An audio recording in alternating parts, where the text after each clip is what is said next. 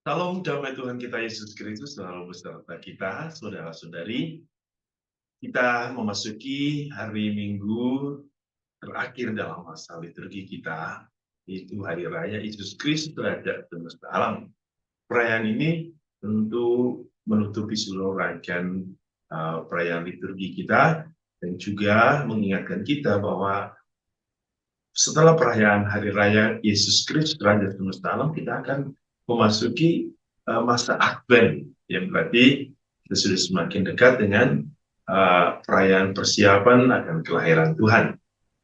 Dan hari ini dalam permenungan kita akan diundang untuk bersama-sama memahami dan merenungkan firman Tuhan dari Injil Lukas bab 23 ayat 35 sampai 43. Mari kita semua bersama-sama mendengarkan firman Tuhan. Inilah Injil suci menurut Lukas. Ketika Yesus disalibkan, para pemuka rakyat mengejek dia. Katanya, orang lain ia selamatkan, biarlah sekarang ia menyelamatkan dirinya sendiri, jika ia adalah Mesias, orang yang dipilih Allah. Juga prajurit-prajurit mengolok-olokkan dia. Mereka menunjukkan anggur asam kepadanya dan berkata, jika engkau adalah raja orang Yahudi, selamatkanlah dirimu. Ada juga tulisan di atas kepalanya, inilah raja orang Yahudi. Seorang dari penjahat yang digantung itu menghujat dia, katanya, bukan engkau adalah Kristus, selamatkanlah dirimu dan kami. Tapi yang seorang menegur dia, katanya, tidakkah engkau takut, juga tidak kepada Allah, sedang engkau menerima hukuman yang sama.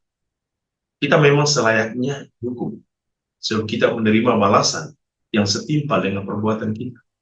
Tapi orang ini tidak berbuat sesuatu yang sama. Lalu ia berkata, Yesus, ingatlah akan daku, apabila engkau datang sebagai raja. Kata Yesus kepadanya, aku berkata kepadamu, sesungguhnya hari ini juga engkau akan ada bersama-sama dengan aku di dalam Firdaus. Demikianlah sabda Tuhan. Terpujilah Kristus. Saudara-saudariku yang dikasihi Tuhan, hari ini kita merayakan Hari Raya Kristus Raja Semesta Alam, ya, merupakan perayaan yang dirayakan sebelum masa Advent, ya. Dan Hari Raya ini dikhususkan untuk memperingati Yesus sebagai Raja kita, Raja Semesta Alam. Ya. Kalau berbicara tentang Raja Semesta Alam, berarti kerajaan Yesus itu kerajaan yang memiliki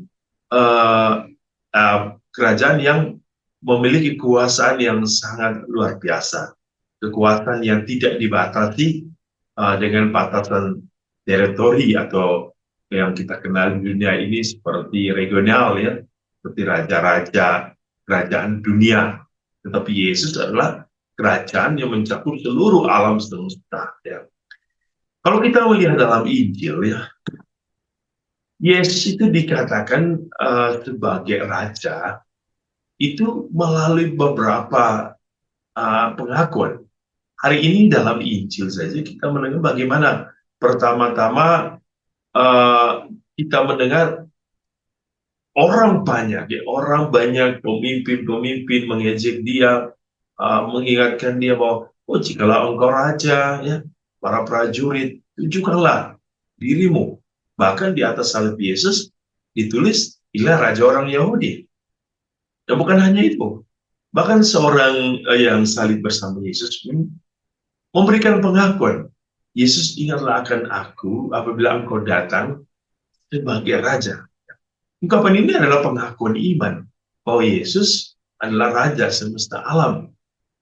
Bahkan di dalam beberapa catatan Injil juga, kita tahu bahwa dalam Injil Yohanes dan nubuat orang-orang Majus dari timur, itu dikatakan bagaimana pengakuan mereka Yesus sebagai Raja.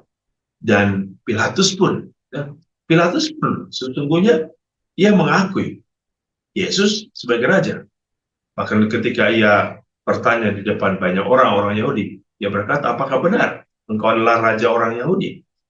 Jawab Yesus, begitulah mereka mengatakannya. Di sini mau menggambarkan bagaimana kekuasaan Yesus itu sangat luar biasa, ya, sangat luar biasa.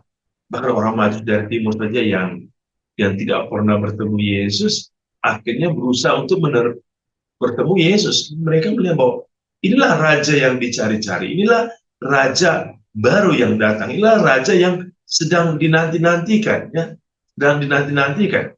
Walaupun kita tahu bahwa kerajaan Yesus itu di dunia ini tidak mempunyai mahkota, mahkotanya bahkan mahkota duri, ia tidak mempunyai kursi yang indah, tetapi bahkan ia meletakkan kepalanya pada salib, ya. Ini sangat menarik. Dalam Injil hari ini yang kita dengar, ya, itu menegaskan bahwa Kristus yang tersalib adalah raja bangsa Yahudi, ya, raja bangsa Yahudi. Kalau kita melihat raja bangsa Yahudi, ia menunjukkan, Santo Lukas menunjukkan dimensi penderitaan Kristus itu sampai wafatnya di kayu salib menampakkan sekaligus urapan imamat sang raja yang mengorbankan dirinya, ya, yang mengorbankan dirinya bagi kehidupan dunia, bagi keselamatan dunia, bahkan dikatakan bagi keselamatan yang kekal, ya. Kalau kita melihat pertama bahwa Yesus sebagai raja bangsa Yahudi yang bahkan ditulis hari ini dalam Injil, ya, dalam di atas salib Yesus, ya, secara historis tentu bahwa karya keselamatan itu dimulai dari bangsa Yahudi, ya, dilakukan oleh Yesus melalui bangsa Yahudi.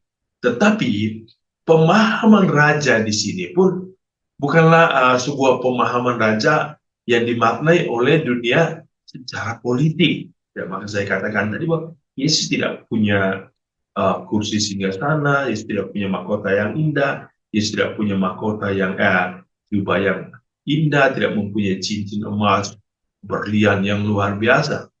Tetapi pemahaman ini mau mengatakan bahwa bangsa Yahudi dipilih Allah sebagai sebuah simbol refleksi umat, bahwa sesungguhnya Yesus sebagai raja bangsa Yahudi itu mengarahkan, ya, itu mengarahkan pada kita semua. Ya, Yesus bukanlah hanya raja orang Yahudi, tetapi Yahudi di sini menggambarkan bahwa Yesus adalah raja bagi semua orang. Yang kedua, kalau kita memahami hari ini dalam Injil tentang apa yang terjadi di bukit penderitaan di Bukit Kalvari, di mana ada penderitaan, di mana Yesus juga harus wafat di kayu salib, dan tentu ada sebuah gambaran tentang imamat Kristus sebagai raja yang memberikannya, yang memberikan perubahan sejati bagi manusia. Yesus menunjukkan sebuah cinta sejati bagi manusia melalui pengorbanannya kepada manusia. Dalam konteks ini, Yesus sesungguhnya mau mengingatkan kita, mau mengajarkan kita, dan bahkan ia mengajak kita semua untuk tidak pernah merasa khawatir, tidak pernah merasa takut, tidak pernah merasa bimbang akan penderitaan hidup. Bahwa untuk mencapai sebuah kebahagiaan sejati, kadang-kadang penderitaan itu harus kita alami melalui sebuah pengorbanan, ya, pengorbanan seperti yang ditunjukkan oleh Yesus. Dia mencapai kemuliaan dengan sebuah pengorbanan yang sangat luar biasa, ya, bagi umat manusia. Ini, ya, manusia juga harus ikut mengambil bagian dalam penderitaan Kristus, ikut mengambil bagian dalam pengorbanan Kristus untuk keselamatan. Keselamatan siapa? Ya, tentu keselamatan umat manusia. Apa yang kita lakukan adalah untuk keselamatan kita. Maka Yesus memperlihatkan visi pengorbanan ini bukan untuk menunjukkan kepada manusia bahwa ada penderitaan yang luar biasa yang harus dilewati manusia, tetapi Yesus mau mengatakan bahwa untuk mencapai kemuliaan Yesus harus melalui sebuah pengorbanan. Dan demikian pun dalam hidup kita. pengorbanan yang kita lakukan tidak pernah sia-sia kalau kita melakukan dengan tulus dan tentu dengan cinta sejati. Oleh karena itu, saudara-saudari, Yesus hari ini mau menunjukkan kepada kita bahwa Dia adalah Raja semesta alam. Dialah Raja bagi orang yang mencintainya. Dia adalah Raja bagi orang yang mengimaninya. Dia adalah Raja bagi kita semua. Oleh karena itu, sebagai seorang Raja, Ia tentu mempunyai tugas untuk menuntun, menjaga, membimbing, merawat kerajaannya, merawat anak-anaknya, merawat rakyatnya. Ya, dan kita adalah rakyatnya, kita adalah anak-anaknya. Kita mau dituntun oleh Tuhan, kita mau dijaga oleh Tuhan, kita mau dirawat oleh Tuhan. Oleh karena itu, marilah saudara-saudari, kalau kita ingin hidup di bawah kekuatan dan kekuatan kerajaan Tuhan, maka kita harus hidup di dalam rahmat Tuhan, yaitu rahmat cinta, rahmat kasih, rahmat kedamaian, rahmat kekudusan, rahmat kesatuan, rahmat kebenaran. Dan kita hidup di dalam kerajaan Yesus, sebab kerajaan Yesus adalah kerajaan kebenaran. Dan tentu kerajaan kebenaran ini adalah kerajaan yang membawa manusia kepada keselamatan. Semoga hari ini Tuhan Yesus memberkati kita dan kita boleh mempersiapkan diri kita untuk merayakan perayaan cinta Tuhan ini, dan semoga Tuhan hari ini memberkati kita dengan segala berkat yang berlimpah. Dalam nama Bapa dan Putra dan Roh Kudus. Amin.